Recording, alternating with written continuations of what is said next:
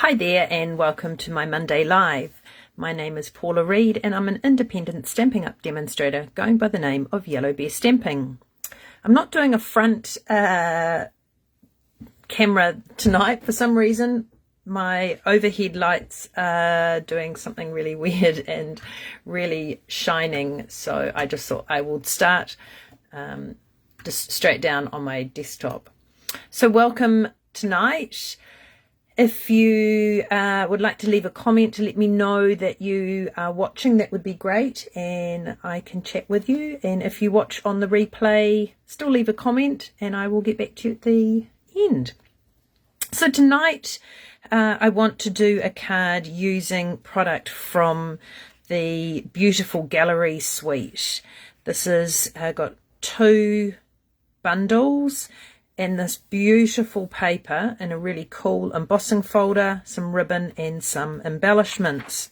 So it starts on page 52 of the catalogue. You've got some samples here, then you can see what's included in the bundles, and then there's some more samples.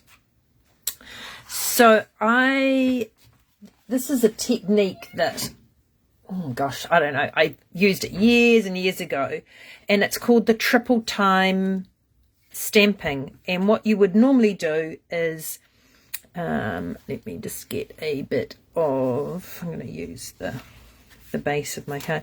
So you would normally have your card mat and you would stamp all over it, and then you would use maybe like some nesting dies and cut it 3 times and then add a bit of cardstock in between each layer, and that's your triple time stamping. So I haven't done that for a long time, but with these beautiful papers that we have in this suite, I decided that I would do that technique but using paper rather than stamping. And so I've got a couple of, there's about 6 different scene papers in this suite that would, just work really well for this technique. And so I'm also going to be using this die here, which cuts out 1, 2, and then 3 different frames. And so with this you could put your die here so that this is your focal point. Doesn't work as well in a vertical orientation for that paper. Again, this one works really well that you get your boats as the centerpiece, and then this one you could do it that way in the landscape orientation, or you could do a vertical in the portrait. So I'm going to use this paper here for tonight's card. And again, you could use this in either orientation, in a landscape or a portrait, and you can position either that you want the vertical grasses, whatever it is, right in the center, or you can do it over to the side, and then you just pop this on your paper and run it through your Stampin' Cut and Emboss machine.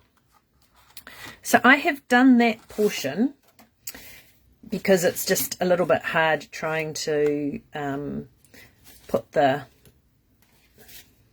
machine under the camera. So this is what we end up with. So I have die cut this, and I placed my die so that I got that over to the side, just so that you can have a play around with it, and it works quite well that you can just position where you want. Right. Excuse me. So now that I've done this, I am going to It's my little piece of paper. So I am then going to cut a mat. Hi Sylvia, yeah, love this suite. It's it certainly has got some lovely papers and the stamps. Oh, not used the dies. Yeah, I've used this probably the most, and the die that matches with the central floral stamp. So these are my 3 pieces, and I want to mat each of these with just a little bit of cardstock showing around the outside. So I have gone with crumb cake. I debated and tried different colours just to see what was which colour brought out the best colours within the paper. So this one measures 4.6 centimeters by 8.9. So I've added 4 millimeters to each measurement, so that it just gives that nice little frame on it. And then for this one here, it is 7 centimeters by 11.4. And then the last one is 9.6 by 13.9. So if you want to take a screenshot, so that is the measurements for the mat. So there we go. Right, so now we're just going to put some adhesive and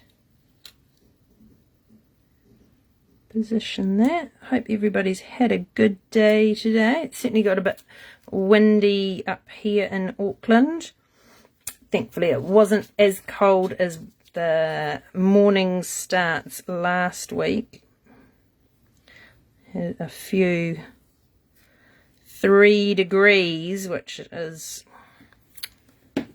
pretty cold for here. Okay, so at least with the liquid glue you've got a bit of time just to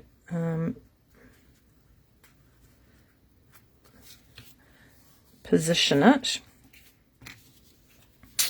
and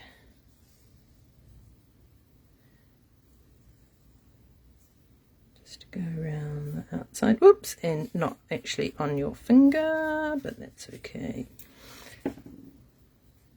So this one might be a little bit harder to get in position as it's a bigger bit, but let's have a look. Yep, that's not too bad. Okay, so now that we've got our 3 pieces, I'm just going to layer it. So with the actual stamping, triple time stamping, the DSP here would have been your stamped area, and then you just cut it. But I thought we're going to try this with this DSP is just so lovely, and it's another way of using up our papers, and then we just line that up like that. And doing it this way, it's not going to be too thick a card, because the paper's quite thin. So there it is, and it just gives you, whoops, I might need to just put a little bit more. Just gives you a different look with the paper, that it's not just flat. Not that there's anything wrong with it. Now I'm using Very Vanilla. Thanks, Sylvia. Yeah, it's really weird. friends of ours popped in yesterday, and she's also into card making. So I said, while the boys were looking at a Formula One book, I said, quick, come with me. And so we were trying to decide, and we pulled out, these, I tried with Mossy Meadow, and no, that didn't look right. And then we tried with pecan pie, and it was like, no. And then it was like crumb cake. So that was good. So then put adhesive on there, make sure, so my folder's at the top because I'm doing a portrait, and I like having my folds at the top of my card base rather than doing it, although I have on one of my samples for you, I have got it at the side. So there is the front of the card. Now I think that just looks really lovely, and I'm not going to put a sentiment on it because it's, to me, it's like I want to enjoy as much of the scene as possible. And I think sometimes we feel like we've got to put a sentiment on the front, but sometimes it's quite okay to have it just on the inside. So what I've done here is just used a strip from the bit that was left over and popped that onto a Very Vanilla insert that is 9.5 by 13.8, and then my crumb cake is the 10 by 14.3, because I like that, having the, just sort of makes it a nice and special. And then you've still got plenty of room on the inside to write your greeting, and it's a card that can be used for all occasions. So that's a nice easy way of using the die and the papers from the Gallery Blooms bundle. Sweet. And so then here is another card that I made using the same die and the paper. Now for this one, I've done it in the landscape.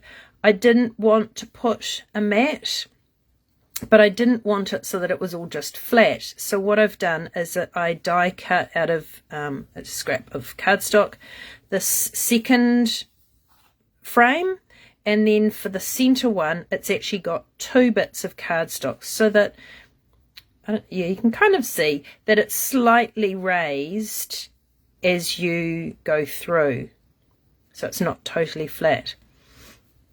Now for this one, we were looking at what colour mat to do. Could not find anything like the Mossy Meadow, just was too heavy for it. We tried Old Olive.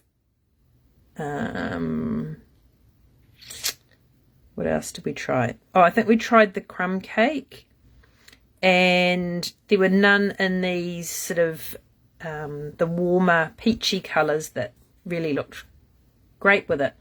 So I just grabbed a bit of Very Vanilla and used the blending brush with Mossy Meadow, and just went sort of like from here around, so I didn't actually have to do the whole of it, and just did it so that it was a lighter colour that sort of brings out this part here.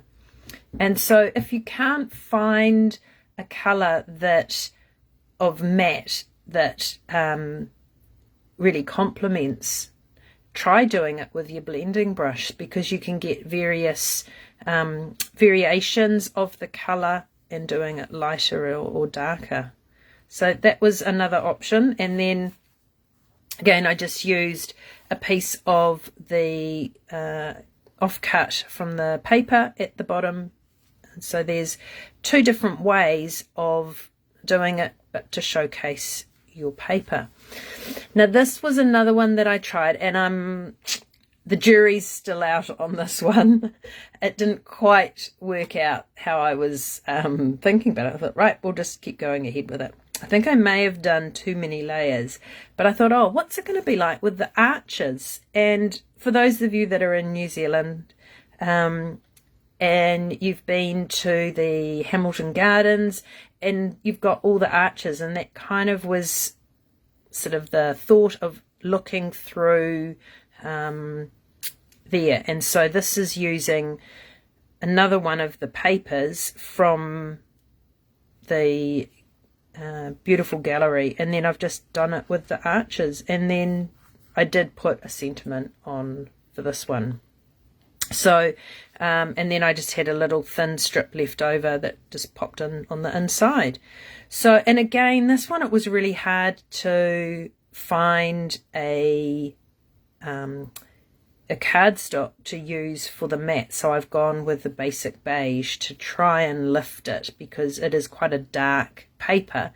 And yeah, so just a different way of using, how am I going to fit these in, the papers with the dies, and that it doesn't have to always be a rectangle, that you could use your arches or any other nested dies. So I hope that's inspired you to give this technique a go, not just with stamping, but using up your designer series paper. Thanks for joining, and we'll catch you again next week. Have a good evening. Bye.